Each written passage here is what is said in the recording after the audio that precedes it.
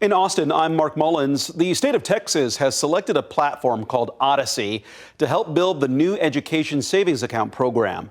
The $1 billion program will allow families to use taxpayer dollars on private school tuition and supplies. The company will work with the state to design the application process and manage payments. As Daniel Perot reports, the company has a spotty track record in other states. On its website, Odyssey describes itself as the first company designed specifically to create and administer education savings account programs.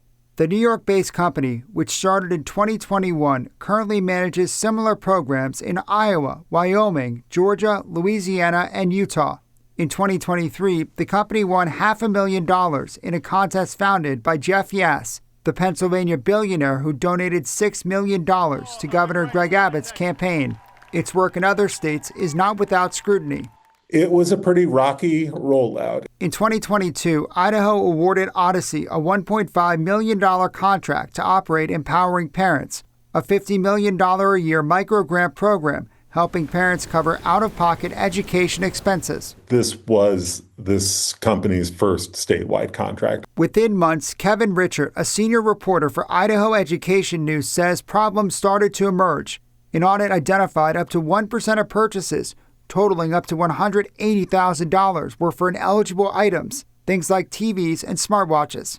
Our reporting uncovered that it went down to purchases like a pickleball set or a gun holster. For its part, Odyssey says those purchases were denied.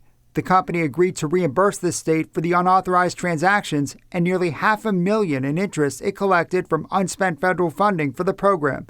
Last year, Idaho switched to a different vendor, ran out of Florida. The state has said that that had nothing to do with Odyssey's performance from 2022 to 2024. Iowa launched its ESA program in 2023 and went with Odyssey.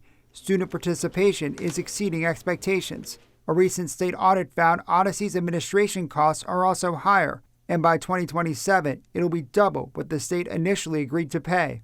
The possibility of a skyrocketing cost in future years has long been a concern for critics of Texas's program.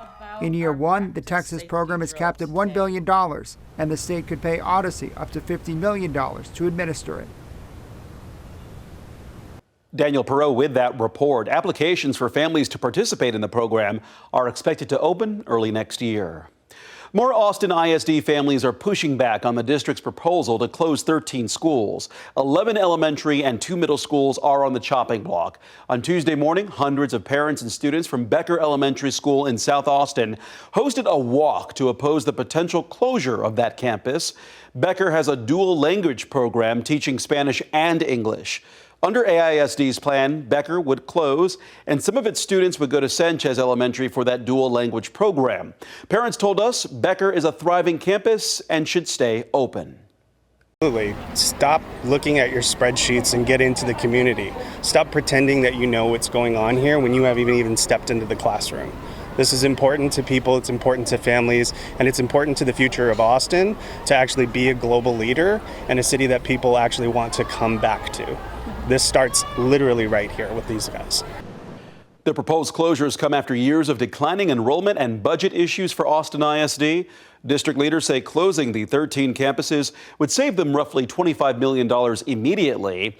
In a one-on-one interview last week, Superintendent Matias Segura told us that district leaders have cut all they can and the district can't afford to do nothing.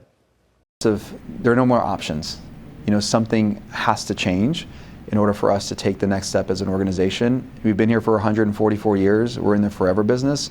We need to be here for many, many generations to come to ensure that the vibrancy of this city, of this community continues on, because it relies on a healthy public education system. And we can't have that if we're insolvent. Meanwhile, Austin ISD board members plan to start talks about the consolidation proposal on Thursday. They could take a final vote on it by November 20th. Travis County is launching a new child care program called Raising Travis County. Commissioners approved $25 million in funding to create another 1,000 child care scholarships for families. The money comes from a child care initiative voters approved last year, and officials say this will help children and parents in Travis County. Today's finalization of these contracts is about more than childcare. It's about long-term economic resilience. When parents can work and kids get the strong start they deserve, we all win. The money will also provide gap funding for child care providers. Often state scholarship amounts don't cover the true cost of providing care. Families should start seeing new child care slots available in January.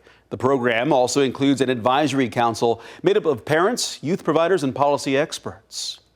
It is a new way to tackle a months-long growing problem in Austin. Now police are tackling car break-ins at city parks with a new task force made up of local and state officials. Here's Kelsey Sanchez.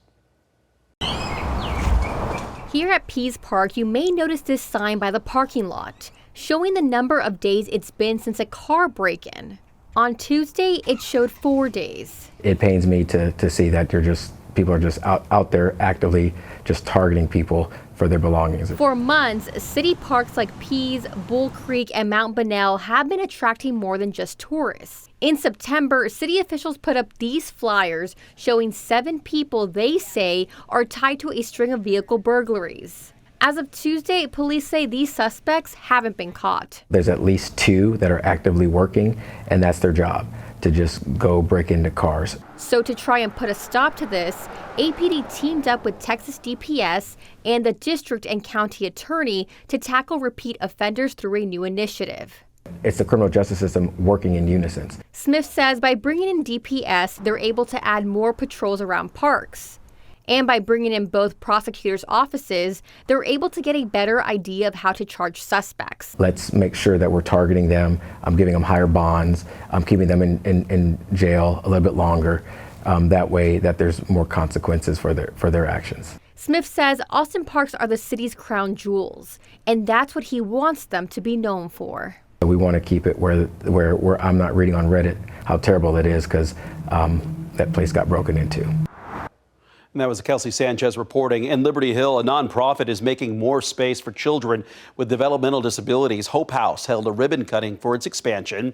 They're now opening 2 new duplexes with 16 beds where children with disabilities will be able to live. The people who worked on the expansion say it will provide the kids with a safe, accessible, and loving home. A child who has known far too much instability will fall asleep in their own room. A caregiver will have little more space to help with feeding, bathing, and transitioning. Staff will gather at shift change and know they have the right environment to provide the excellent care that they give every day. That's what this duplex makes possible. That's what these buildings make happen. Hope House has been around for 60 years. Staff say they hope to continue their work for many more years, and this expansion is making that possible. Those are the headlines in Austin. I'm Mark Mullins.